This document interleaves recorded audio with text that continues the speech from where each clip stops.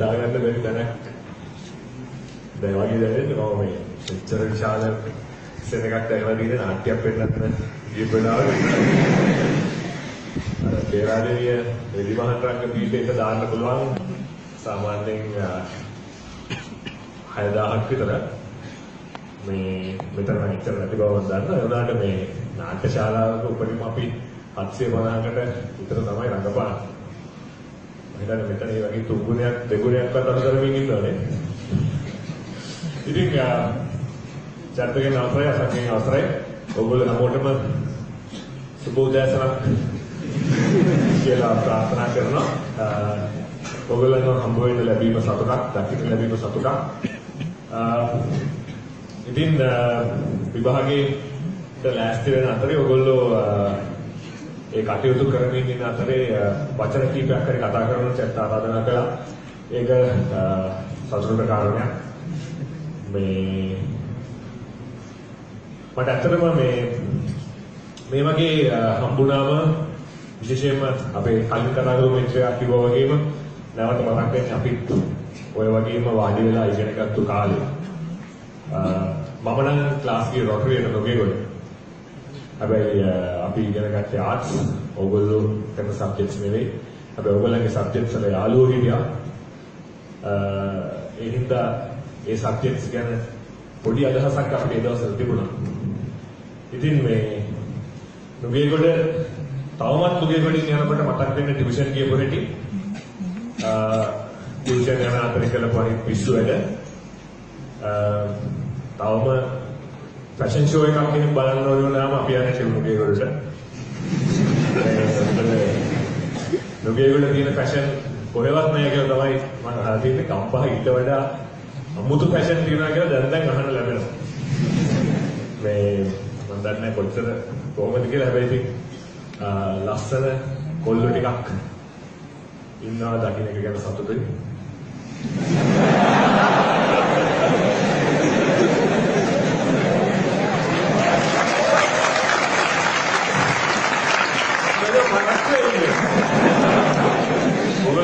ඔබ තමනාපයක් නැහැ නේ.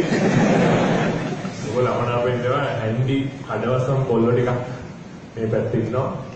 මේකට කියන්නේ මේ අපි මේ අනවිචිය කියලා. ඔයගොල්ලෝ දන්නේ නැහැ නේ. මේකට මට චරිත කිව්වා මේක පොඩ්ඩක් ගිහිල්ලා බලන්න කියලා. මේ පැත්තේ යන්න කලින් එහෙම කවුරු හරි නිකන් අර දාලා බලනවත් දන්නේ නැහැ කඩාවැටි. ආවසක් ඒකට අවුනේ.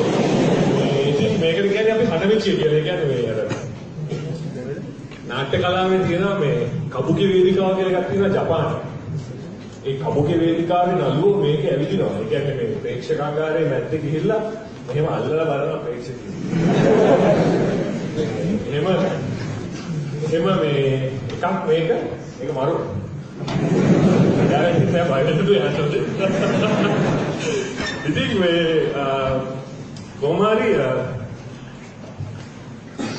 ඔයගොල්ලෝ ඉගෙන ගන්නවා වගේම මේ ලස්සනට අඳිනවා කියලා මම දන්නවා. මට ඒක කියන්න හිතුනේ මේ ඇඳුම ගැන පොඩි කතාවක් මතක් වුණා. ඔය කියන්නම්කෝ. ඒ කියන්නේ මේ ඇඳුම කියන එක ඔයගොල්ලෝ හිතන්නේ මේ ඔළුවට දාන එකක්ද ඇඟට දාන එකක්ද? ඔය දොල්ලේ කතා. ඇඳුම දාගන්නේ ඔළුවටද ඇඟටද?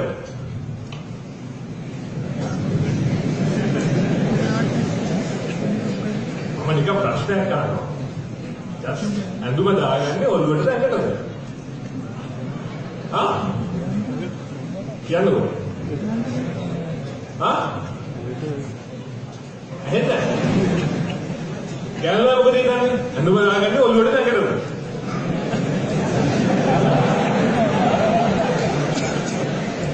ඔළුව මොකද කරන්නේ? කියන්නකෝ. අදහසක් නැහැ. හරි කවන්නේ. මේ ඔය එක පැත්තක කියන්නේ හිතනකො ගාල්ල පැත්ත කියලා. නැත්තම් ගාල්ල පැත්ත නේ.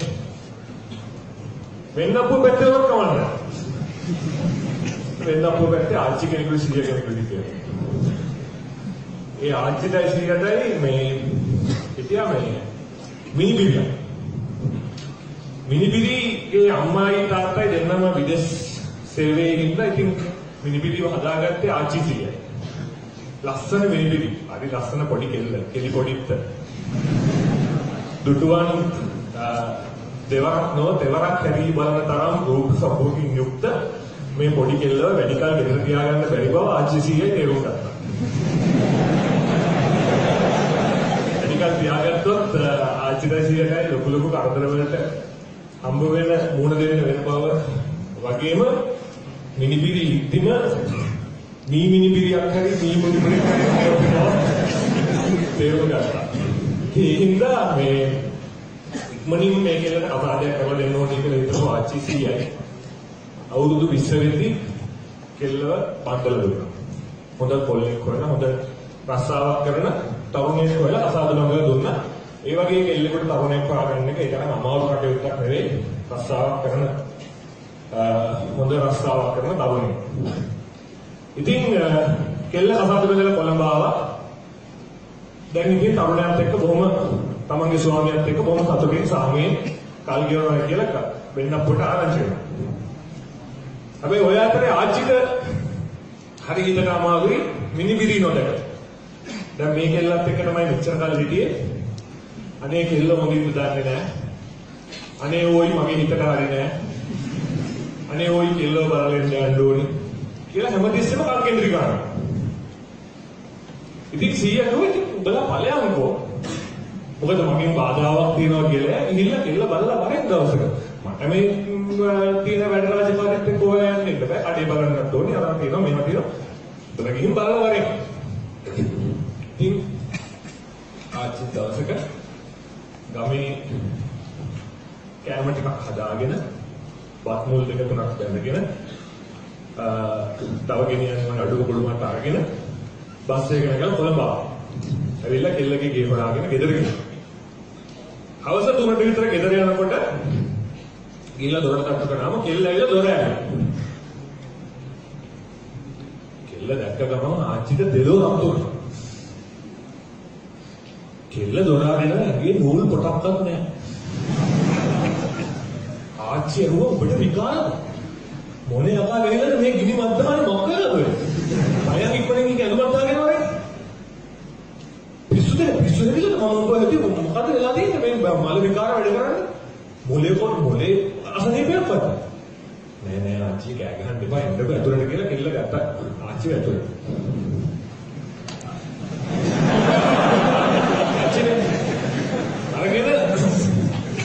ආච්චි කලබල වෙන්න එපා. මේක කියන්නේ ලව් රොක් එක කියලා. අපේ හස්බන්ඩ් හරි ආසයි මම මේක අඳන් ඉන්නවා. ඉතින් යාමඩ කියලා තියෙන අවසර මේක අඳන් ඉන්නවා. කොහොමද කියන්නේ? ඒ කැතද? හොඳ නැත්නම් මගේ අඳුම මේකට කියන්නේ ලව් රොක් එක කියලා. ආච්චි ටිකක් වෙලා බැලුවා. ඇත්තටම නේද? හරි ලස්සනයි. ඒ ලව් රොක් එක හැදයි තමයි නේද? ඒකෙන් කාටද දැන් ඉතින් මිනිහා ගෙදර නැහැ ඔබ වෙන ඔය අඳුම මාරු කරගෙන ඉන්නවා කෙල්ලක් කිව්වා එහෙනම් ආච්චි මම මේ අඳුම ගලවලා ගෑනලා අඳුමක් අඳ ගන්නවා කියලා කෙල්ල ඉතින් ආච්චි හින්දු වෙන අඳුමක් අඳගෙන ආවා. ඇවිල්ලා ඉතින් එදා දවසේ ගත වුණා ආච්චිත්‍රා ගෙදර හිටියා දුවවත් දැක්ක බෑනවත් දැක්ක බහුදා ගමේ ගියා.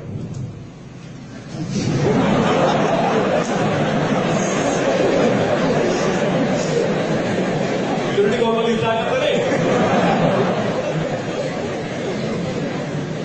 සීයා හවස ගෙදර එනවා.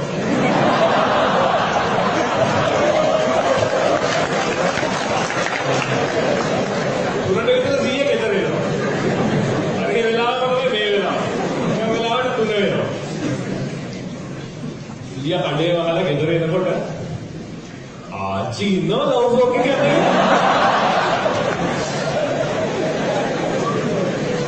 සීයාට දෙලවරක් තුනක් ආච්චිට කොළඹ දෙලවරක් තුනක්.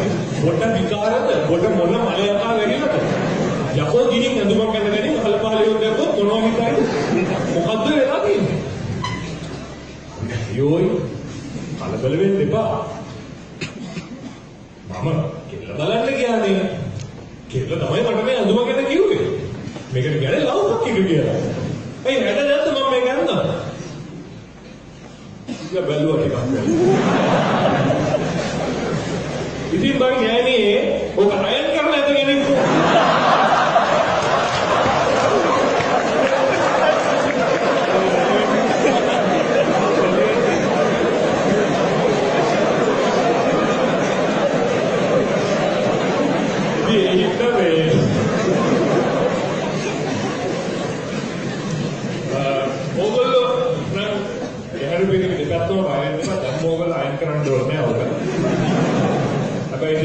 ආචිගේ කාලේට ආවම පොඩ අයන් කරලා තමයි අඳින්න වෙන්නේ.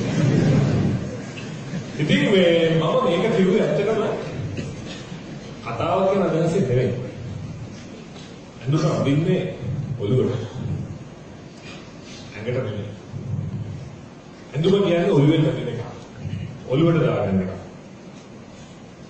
ෆැෂන් එක කියන්නේ ඔළුවට දාගන්න එක. ආර්ට් එක කියන්නේ ඔළුවට දාගන්න එක.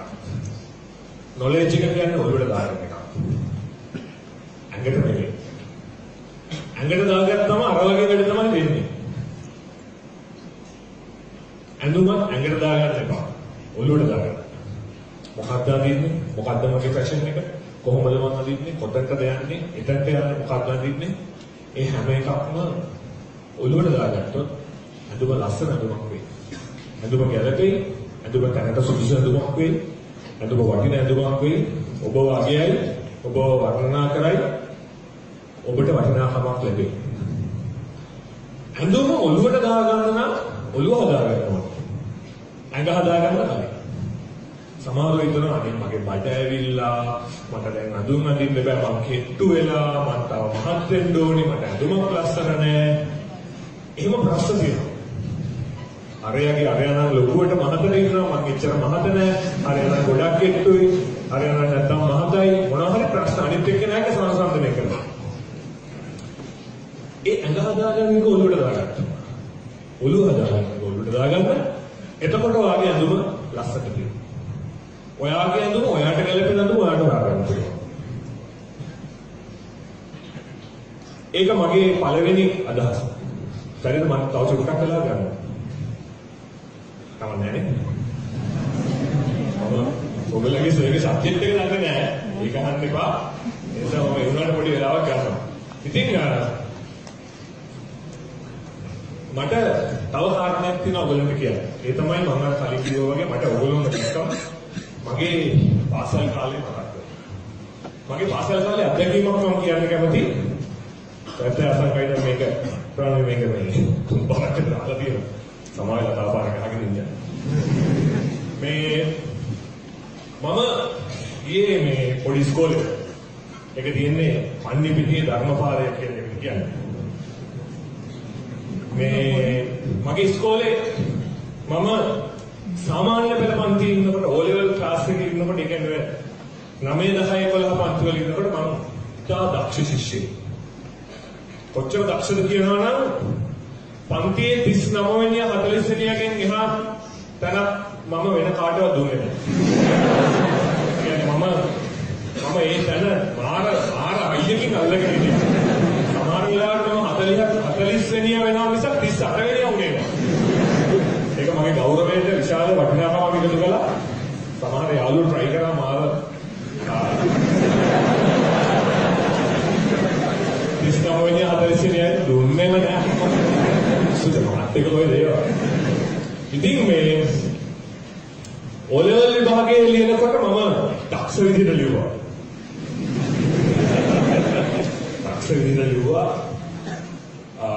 කොච්චර දක්ෂද කියනවා නම් මට A level ලියන්න දෙන්න බෑ කියලා ඉස්කෝලේ කිව්වා. A level ක්ලාස් එකකටවත් මාව ගන්න බෑ කියලා කිව්වා. ගන්න බෑ ඔයාට A level කරන්න සුදුසුකම් නැහැ කිව්වා. ඒ නිසා ණයට අරගෙන එන්න කිව්වා මොකක්ද එකක්. ඔයගොල්ලෝ දන්නවනේ එහෙම මොකක්ද සීන් නැතිනේ ණයට ලියන්න ඕනේ. ඉතින් මේ අපි හිටියේ පොඩි ගෙදරක අපේ ගෙදරට යල්ලපු ගෙදර අපේ පුංචි ළඟ ගෙදර. පුංචිගේ ගෙදර ඉන්නවා මේ කොල්ලෝ දෙන්නේ නියුන් සහෝදරයෝ. එකෙක් මැත්ස් කරනවා අනිත් එකා සයන්ස් කරනවා මම ආර්ට්ස් කරන්න හිතාගෙන ඉන්නවා. O level results ආවම මැත්ස් එකට අපිට දුන්නේ D ඒ දවස්. මැත්ස් එකට D8යි මැත්ස් කරන්න හිතාගෙන එකට D8යි සයන්ස් කරන්න හිතාගෙන D9යි. මං ඉතින් ඊට වඩා හැම ප්‍රතිඵලයක්. මගේ අම්මා ගුරුවරියක්.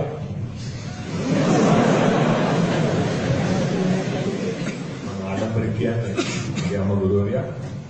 වෙන වෙන ඉස්කෝලවල උගන්වලා ළමයි ගොඩාක් හදලා රටේ මෙවුන් ඇදුවට මගේ එකා හදාගන්න බැරි මගෙන් වැඩක් තියෙනවද කියලා අපේ ඉස්කෝලේට මාරුවක් කරන් ආවා. මගේ තාත්තා ජාතික අධ්‍යාපන ආයතනයේ අධ්‍යක්ෂකවරයෙක්.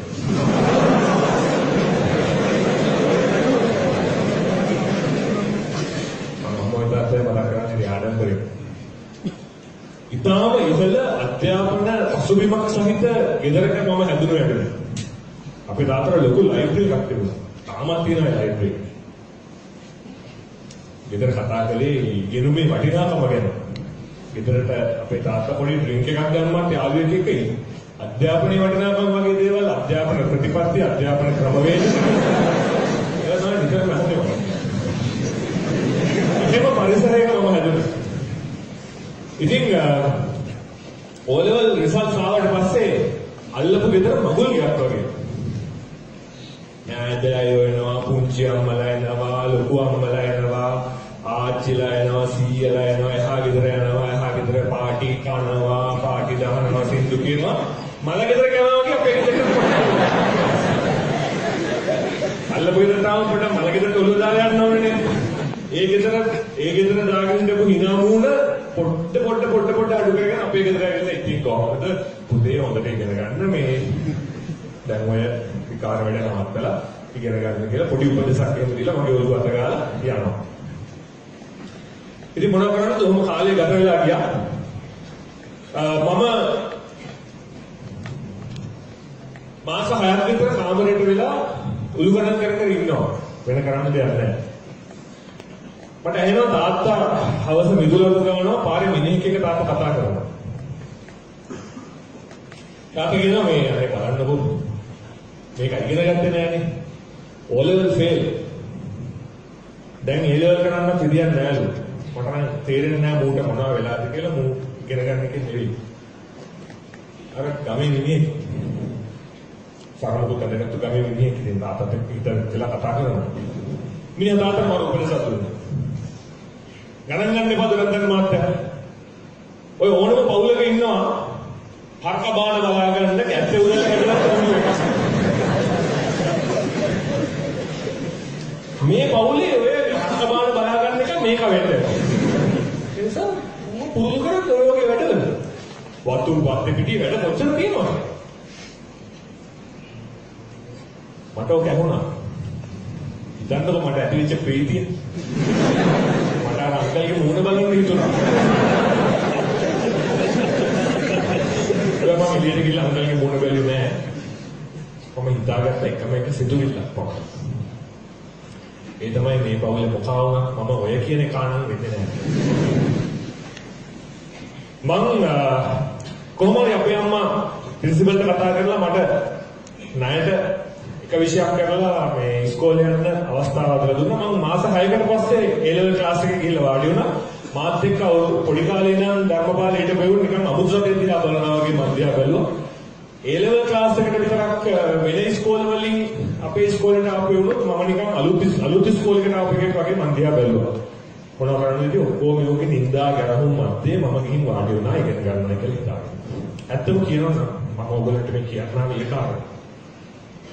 මිනිහෙකුට ජීවිතේ ඉගෙන ගන්නවා නම් ඉගෙන ගන්න ඕනිම වැදගත්ම හරිම වෙලාව තමයි මේ වෙලාව. මේ අවුරුදු දෙක මම කියන්නේ මේ A level ක්ලාස් එකේ අවුරුදු දෙක ඉගෙන ගත්තොත් හරි. මම ඉගෙන ගත්තේ අවුරුදු දෙක විතරයි. මම A level ක්ලාස් එකේ අවුරුදු දෙකේදී අනිත් සියලු වැඩ පැත්තකට තිබ්බා. සියලු වැඩ කියන්නේ අපිට මහලු වැඩ තිබුණේ අපදාර අංකල් ගියෝගේ කැට්ටේ උදැල්ල වැඩ තියෙනවා කියලා අපිට ළමයි බලා ගන්න තියෙනවා කියලා ඒ දවස්වල මට තිබුණු වැඩ මොනවද? යාළුවොත් එක්ක රස්තිය ආදු ගහන එක, හින්දි ෆිල්ම් බලන එක. ඒ දවස්වල අපිට ලොකු හින්දි ෆිල්ම් අමාරුවක් තිබුණා. හින්දි ෆිල්ම් බලන එක, යාළුවොත් එක්ක රස්තිය ආදු ගහන එක, ඉන්ද්‍රහිට නාට්‍ය බලන්න යන එක, ට්‍රිප් යන එක, ක්‍රිකට් ගහන එක. ඕවා තමයි තිබිච්ච වැඩ. සියලු වැඩ පැත්තකින් තිබ්බා. ඉගෙන ගන්නවා කියලා ඇත්තටම හිතුවා. ඇත්තටම ඉගෙන ගත්තා. ඇත්තටම පාඩම් කරා. අර මොනෝමතර එහාගෙදර D8යි D9යි ගත්ත යාළුවෝ දෙන්න මාව අතෑරියේ නැහැ. සහෝදර දෙන්න උන් දෙන්න මාව මටත් දෙන්නකෝ වරෙන් පාඩම් කරන අපි ඔලුවුත් එකට පාඩම් කරේ ඒ ලෙවලුත් එකට පාඩම් කරා. එකෙක් සයන්ස් පාඩම් කරනවා එකෙක් මැත්ස් පාඩම් කරනවා මම ආර්ට් සබ්ජෙක්ට්ස් වල පාඩම් කරා. ඔය පාඩම් කරා. මට ඒ දවස්වල ඒ ලෙවල් විභාගෙ ලඟ වුණා. විභාගෙට මාස 6ක් 8ක් විතර තියෙන කාලේ ලඟ වුණා. ඒ කාලේ මට කෙල්ලෙක් හිටියා.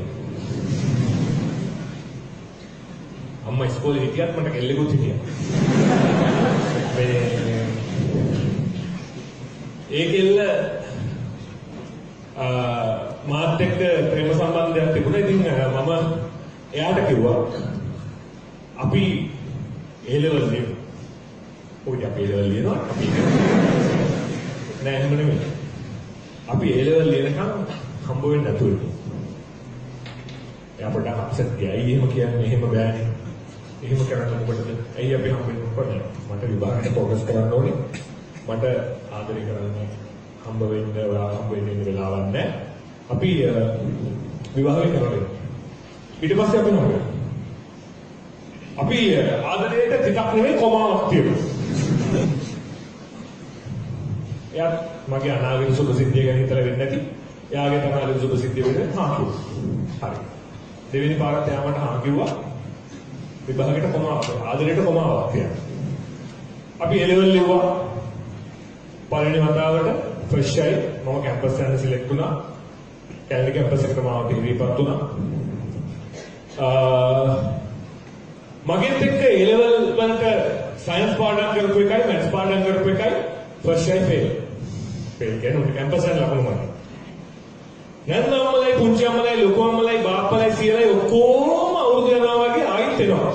මේ සැරේ එහා ගෙදරට නෙමෙයි අපේ ගෙදරට. අපේ ගෙදරට ඇවිල්ලා අපේ ගෙදර පාටි දාලා හාලා බීලා සතුටු වෙලා මල ගෙදරට යනවා වගේ එහා ගෙදරට ගිහලා පොඩ්ඩක් කතා කරලා එනවා. හැබැයි ඉතින් මම දන්නවා ආර්ට් සබ්ජෙක්ට් කරලා පාස් කරන තරම් ලේසි නෑ කියලා. ඔයගොල්ලෝ සබ්ජෙක්ට් කරලා පාස් වෙන එක. මොකද මගේ යාළුවෝ දෙන්න මෝඩියෝ දෙන්නේ නෙවෙයි මැට්ටෝ දෙන්නේ නෙවෙයි. උන්දක දක්ෂයි. උන්ද ඊළඟ සැරේ සෙකන්ඩ් ෂෙල් ලියලා කැම්පස් ගියා. අද එකෙක් වෛද්‍යවරයෙක් අනෙක් ඉංජිනේරුවෙක්. ඉතින් ඒ සහෝදරවරු දෙන්න මේ වැඩේ කොට දානවා.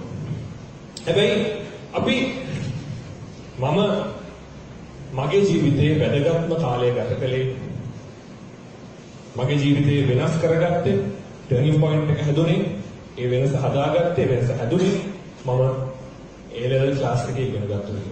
ඒ ලෙවල් අවුරුදු දෙක පාඩම් කරා. ඔයගලන්ට ඕන නම් ඔයගලන්ව චේන්ජ් කරගන්න, ඔයගලන්ට ඕන නම් ඔයගලන්ගේ වෙනස හදාගන්න, ඔයගලන්ගේ ලයිෆ් එක චේන්ජ් කරගන්න. මේක තමයි වෙලා. මම ඔයගලන්ට මේ කතාව කියන්නේ කොළඹ විශ්වවිද්‍යාලයේ ජ්‍යෙෂ්ඨ කතිකාචාර්යවරයෙක් විදියට. මම කැම්පස් ගියා. මම ඩිග්‍රී එක BA එක කළා. ඉවර වෙච්ච එක මම මාස්ටර් එක කළා. ඉවර වෙච්ච එක මම MPhil එක කළා. ටෙම්පරරි ලෙක්චරර් එකක් විදියට ජොයින් වුණා. පර්මනන්ට් ලෙක්චරර් එකක් විදියට ජොයින් වුණා. මගේ ගමන පළවෙනි අඩිය A level ක්ලාස් එකේ අවුරුදු දෙක. මොකක්ද? ඉතින් ඔයගොල්ලන්ට කියන්නේ මාව ආදර්ශයට ගන්න කියලා නෙමෙයි. ඕගොල්ලන්ගේ ගමන ඕගොල්ලෝ හදාගන්න. ඕගොල්ලන්ගේ පාර ඕගොල්ලෝ යන්න. හැබැයි මේ මොහොත මිස් කරගන්න එපා. මිස් වුණොත් මිස් වුණාම තමයි. ආයෙත් නැහැ. ආයෙ ගන්නත් බැහැ. කොහොමවත් ගන්න බැහැ. ඒ නිසා මේ පොඩි කාලේ ආදර සම්බන්ධතාවලට කොමාවක් තියෙනවා. මගේ ලව් එකට HND කියන්න බැරි ඊට පස්සේ ඒ ලෙවල් එකට යම හම්බ වෙනවා. මං කිව්වා කොමාවේ බල්ගේ කෑල්ල අපලා දාලා අපි ඔක ඩොට් එකක්ම කරලා දානවා. මම නෑ අප්සෙට් තමයි මේ වැඩේ වල සූගාප් එක හරි. මෙයා ඒක ඇත්ත. ඒ වුණාට මට හිතුණා එයාගේ අනාගත සුබ සිද්ධිය වෙනුවෙන් මේක කරන එක හොඳයි කියලා. එයා මේ වෙනකොට දරුවෝ තුන් දෙනෙක්ගේ අම්මා කෙනෙක්. එයා හොඳට ඉන්නවා. කිසි කරදරයක් නැහැ, කිසි ප්‍රශ්නයක් නැහැ. එහෙම තමයි. ඉස්කෝලේ යන කාලේ ලව් ඉතින් කොහොමද එහෙම තමයි. අපිට ආදරය ගැන ලොකු අත්දැකීම් තිබුණේ ලොකු අදහස් තිබුණේ නැහැ. අපි කතා කරලා මම එයාවම තමයි බඳින්නේ මගේ අනාගත සහකාරියේ අපි දෙන්න කවුරුත් නැති පැත්තක පුංචි ගයක් හදාගෙන ඉන්නවා. එහෙම ඒවා තිබුණේ නැහැ. ඉතින් මට ඒක තිබුණේ නැහැ. අපි ප්‍රේම සම්බන්ධතාවය කොමාවක් බවට පත් වුණු ප්‍රේම සම්බන්ධතාවයේ කොමාවේ වලිගයේ කපා දමා තිතක් බවට පත්කොට දැහැමින් සෙමින් ජීවත් වුණා. ඉතින් ඔක තමයි කතන්දරේ. මතක තියාගන්න වැදගත්ම කාරණා දෙකක් ඔයගොල්ලෝ කියන උත්සාහ කළා. එකක් ඔයගොල්ලෝ අයන් කරලා අන්තිම තත්ත්වයටපත් වෙන්න එපා. කොහොම කියන්නේ ලව් රොක් එක. අනිත් එක තමයි ඔයගොල්ලෝ මේ වෙලාව මිස් කරගන්න එපා. මේ වෙලාව මිස් වුණොත් ආයෙත් මේ වෙලාවෙ ඉන්නේ. එහෙමනම් ඔයගොල්ලෝ හැමෝටම සුබ විභාග ප්‍රතිඵලයක් ලැබේවා කියලා ප්‍රාර්ථනා කරනවා. Thank you.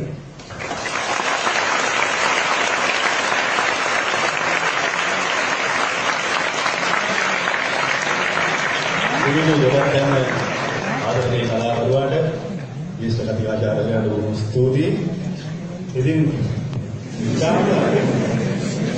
ඉතාම අවිවේකී වෙලාවක තමයි ඔහු මේ ඇවිල්ලා ඉන්නේ. ඉරිදා සෙනසුරාදා රාත්‍රියේ ලංකාවේ ජනප්‍රිය මල්ලුවා බවට අභිෂේක ලැබුවා.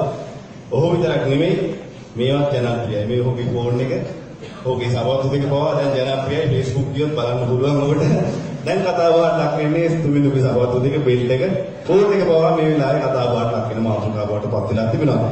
ඉතින් අපි ඔහුගේ අතින් අවසන් අධීරයේ සහතිපත් ප්‍රදානය කිරීමේ කටයුතු සිදු කරමු. ඔබේ දෙවන විභාගයේ වෙනුවෙන් තමයි මේ අධීරයේ සහතිපත් ලබා දෙන්නේ. 10 වන ස්ථානය රාෂ්ට්‍රීය සඳරුවන් නාලන්ද විද්‍යාලය.